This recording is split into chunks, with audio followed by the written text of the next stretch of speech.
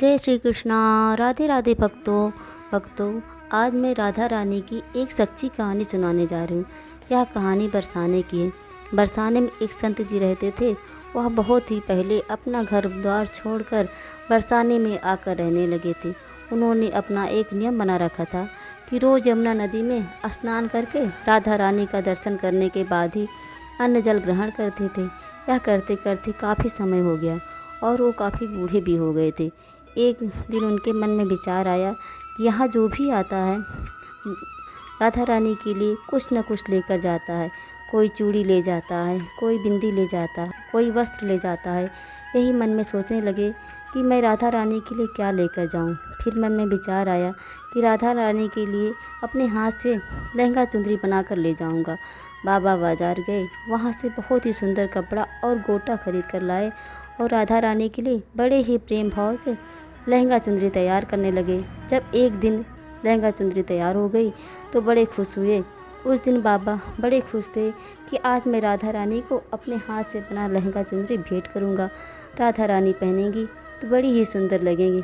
यही सोचते हुए गए यमुना नदी में स्नान करके जैसे ही राधा रानी की मंदिर की सीढ़ियों को चढ़ने लगे और बड़े खुशी खुशी चले जा रहे थे।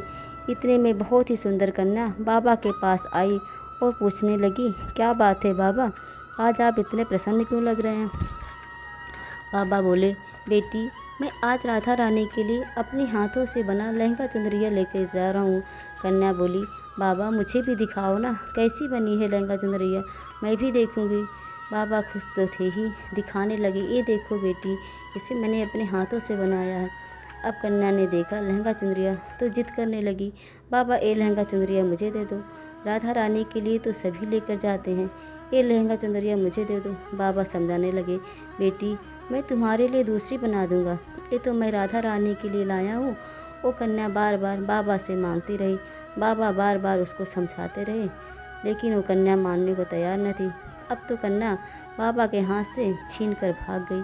अब बाबा बड़े दुखी हुए और सीढ़ियों पर ही बैठकर रोने लगे और सोचने लगे कि राधा रानी, आज तक मैं आपके लिए कुछ नहीं लाया था, आज मैं पहली बार आपके लिए लहंगा चुनरिया लाया। तो वो कन्या छीन कर भाग गई।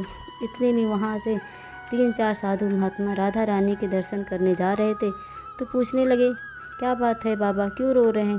बाबा बताने लगे, बेटा आज मैं पहली बार राधा रानी के लिए लहंगा चुनरिया लाया था और वह एक कन्या आई और छीन कर मेरे हाथ से लेकर भाग गई और पता नहीं कहाँ चली गई। साधु महाराज जी बोले, बाबा आप परेशान ना हो, चलो पहले राधा रानी के दर्शन कर लो, फिर कल लाकर दूसरी लहंगा चुनरिया राधा रानी को भेंट कर देना।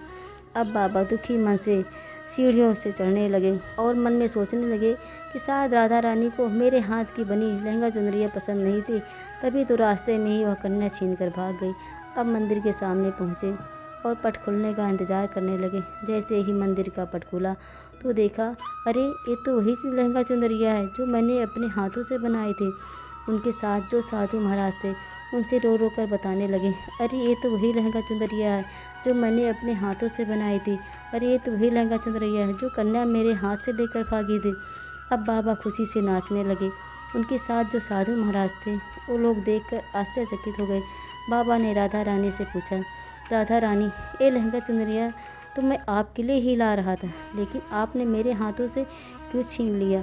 राधा रानी बताने लगी, बोली, बाबा आप इतने प्रेम भाव से मेरे लिए लहंगा चुनरिया बनाकर ला रहे थे, मैं इंतज़ार न कर सकी आपके भाव को देखकर, और मंदिर में इतनी भीड़ बढ़ती जा रही थी इसलिए मैं वो लहंगा चुनरिया छीन कर लाई।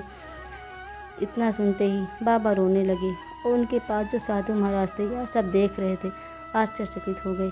कहने लगे, बाबा आप तो धन्य हैं, आपका जीवन तो सफल हो गया। आज राधा रानी ने आपके हाथों से खुद लेकर लहंगा चुनरी पहना है। बाबा की आंखों से तो आंसू रुकने का नाम ही नहीं ले रहा था, बस राधा रानी को देखते ही जा रहे थे, देखते ही जा रहे थे। मेरी राधा रानी तो बहुत ही करुणामयी है, वो अपने भक्तों पर बहुत ही जल्द प्रसन्न हो जाती हैं। जय श्री कृष्णा। राधे राधे भक्तों।